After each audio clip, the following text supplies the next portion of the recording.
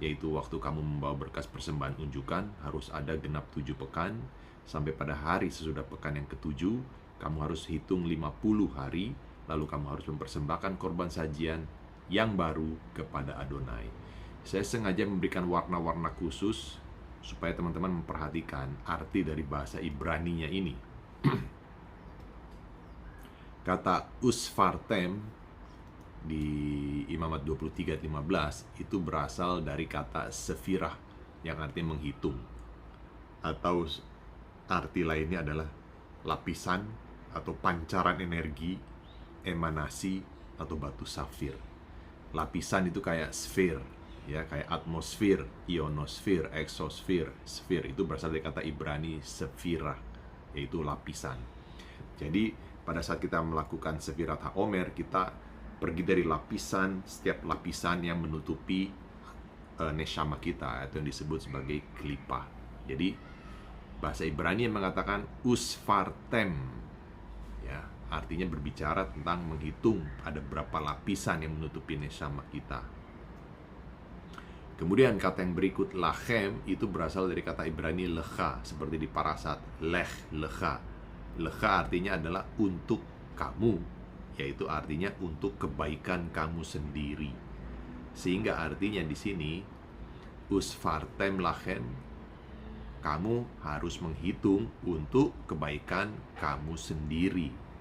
Itu tujuannya. Kemudian kata berikutnya omer, yang diterjemahkan sebagai unjukan. Jadi sefirat HaOmer adalah menghitung unjukan hasil panen pertama, penghitungan Omer itu artinya. Kemudian kata chamishim itu artinya adalah 50. Juga berkaitan dengan kata Ibrani chamishit, artinya yang kelima.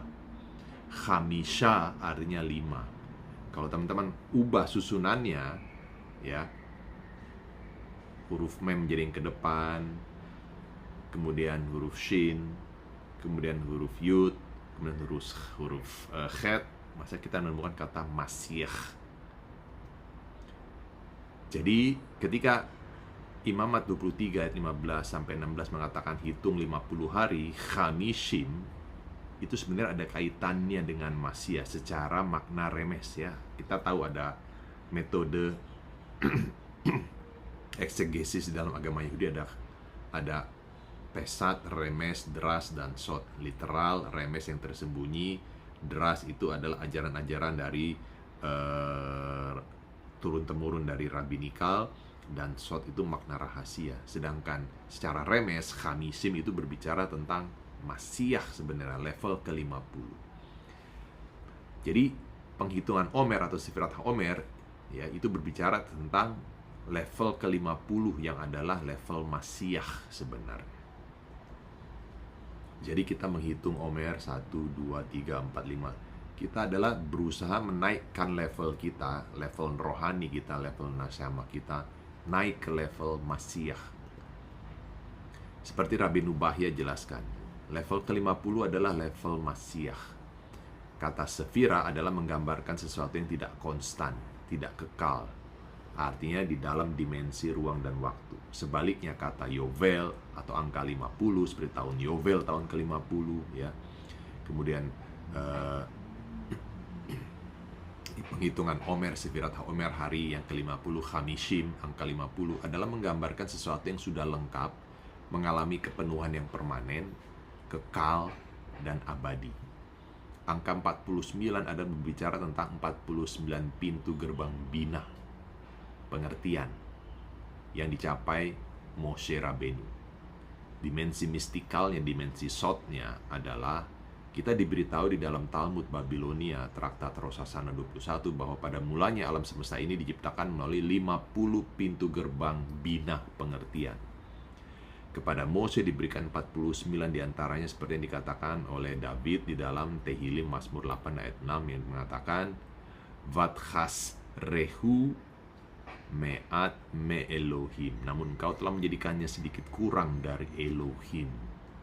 Penjelasan dari Rabbeinu Bachya. Mengapa Moshe gagal mencapai level yang ke-50, level Masyiah?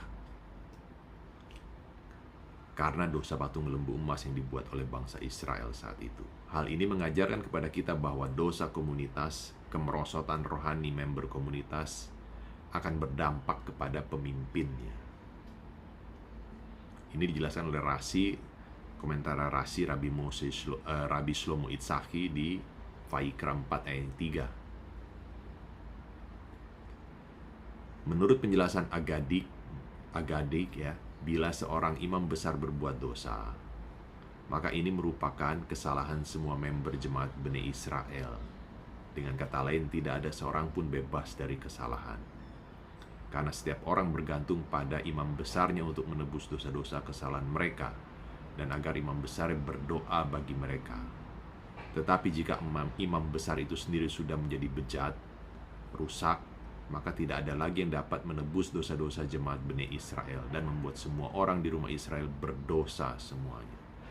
Jadi, jika pemimpin bersalah, itu merupakan kesalahan dari member jemaatnya yang berdosa. Itu terjadi pada Mose, itu yang menyebabkan Mose tidak dapat mencapai level ke-50, level Masiah.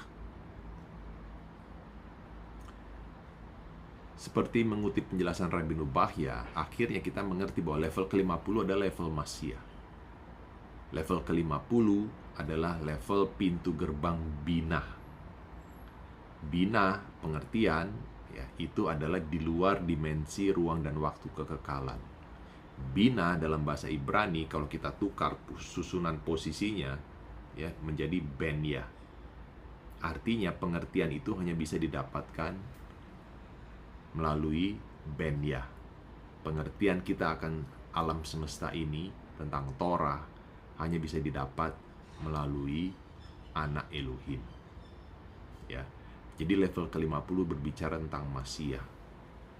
Artinya, jika Mose menggambarkan Judaisme dan hanya bisa sampai ke level 49, agar bisa mencapai level ke-50, maka kita membutuhkan Masiah. Itu sebabnya di dalam Mesianik Judaisme, penting dalam Sefirat HaOmer ini, kita menghitung hari demi hari. Jangan sampai gagal menghitung atau bolong-bolong menghitung Sefirat HaOmernya. Karena disinilah saatnya kita berusaha merektifikasi naik level ke level 50, yaitu ke level Masiah.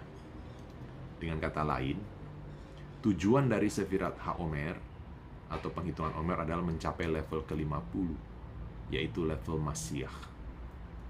Artinya menjadi ciptaan baru, Habriah Khadasa, Galatia 6 ayat 15. Artinya menjadi Meloha Adam, kepenuhan manusia, menjadi manusia yang sempurna sebelum dosa ada di muka bumi.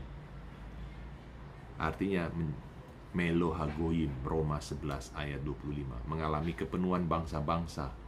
Goyim ini berbicara tentang bangsa-bangsa, karena itu bentuk jamak.